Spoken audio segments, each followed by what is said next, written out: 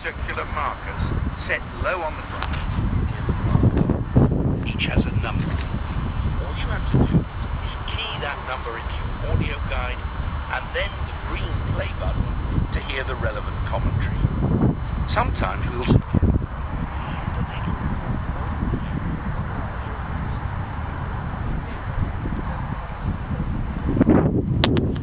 the small stone nearest the marker is part of another mystery of Stonehenge. It's a station stone. We think that there were once 4 of these station stones, though now there are only 2. But what were they for? Again, we don't know for sure. What we do know is that this stone is near the position of the sunrise on the shortest day of the year, the winter solstice, just as the last place we stopped marked the position of the sun on the summer solstice, the longest day. Something else that's remarkable. If all 4 station stones were in place and a line was drawn between them, they would form a perfect rectangle along the axis or center line of the stone circle. And if you then join all 4 corners to the center, the point where is the center of the circle, where the altar stone used to stand. There's a diagram in the guidebook showing this. Yes, the station stones have certainly been here a long time, perhaps since the very first henge built in stone. So just possibly they were put there to guide the builders. Reference points for prehistoric surveyors, perhaps? But the most tantalizing mystery is, did they build Stonehenge in the first place? And then build it again and again? Was it a temple to a sun god?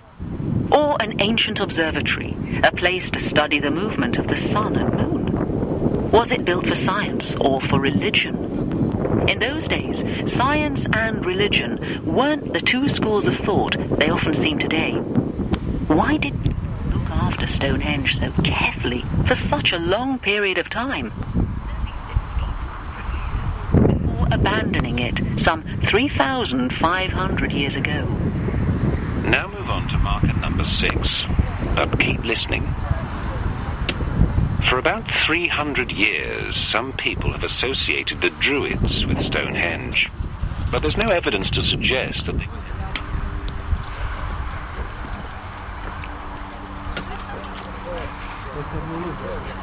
first suggested they might be connected with Stonehenge. Roman historians, writing about their arrival in Britain at around AD 45, talk about coming across the Druids as part of a Celtic religious sect. But even though this religious practice may have been in existence for up to a century or so before then, Stonehenge... Ma per me erano già qua. Sì, erano già qua. Hanno detto che li hanno portati dai monti.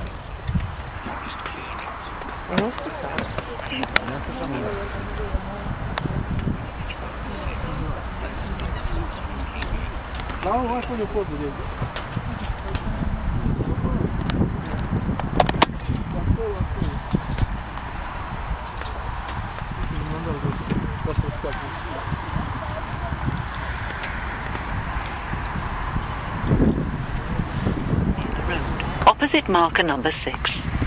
It leans towards the circle, almost pointing at it. The heel stone's a sarsen that hasn't been shaped by hammering with mauls, which is why it's an irregular shape. It marks the end of the avenue, the procession route used in the long-ago ceremonies that may have taken place here. You can't see the avenue very well now, but if you look at the base of the heel stone, you'll see a slight ridge in the ground on either side. Those are the borders of the avenue. The avenue continued across the road and over the field and went up the hill to your right, over the hill between the trees and down to the banks of the River Avon near Amesbury. But imagine how even more impressive the stones would have been if you were taking part in a procession approaching Stonehenge by the avenue. The way the sarsens were shaped gives an optical illusion of greater height, and the circle would have towered above you as you climbed up the hill. Perhaps it was, after all, simply a symbol of power. Maybe that was the real power. Stonehenge, the power it had over the daily life. A symbol of existing authority which lasted for well over 1,000 years. But if it was simply a symbol of power, why then does it also act as a calendar? You can use the position of the sun on the stones to work out what month you're in. Midsummer, the summer solstice, is on the 24th of June. In that month, the light of the sun falls through that central archway opposite you. But in July, it falls through the next archway to the left. In August, it falls through the next archway after that, and so on, as the days grow shorter, until the winter solstice in December, when the birth of a new year was celebrated, and the light falls through the archway near the station stone we've just passed. In January, it starts coming back round this way until June, when it falls again through the centre arch. If you turn round now and face the Heelstone, over to your right in the field there's a small round mound. That's a barrow, an ancient grave.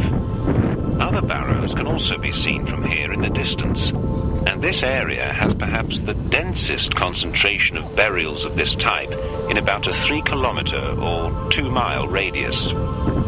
They're arranged in groups, in a linear pattern on the crest of ridges. The generations of people who use Stonehenge gradually changed the way they buried their dead. They went from using communal burial places, sometimes called long barrows, to burying their dead singly. The body was placed in a pit, accompanied by grave goods, favourite items such as a decorated pottery vessel and stone or flint tools. Sometimes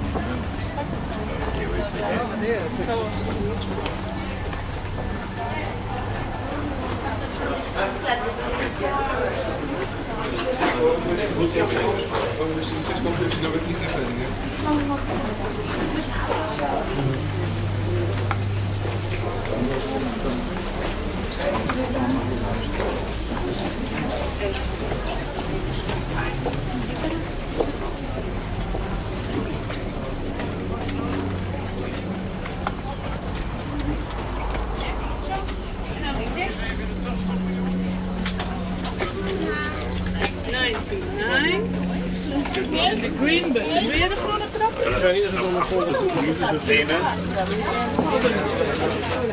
Wow.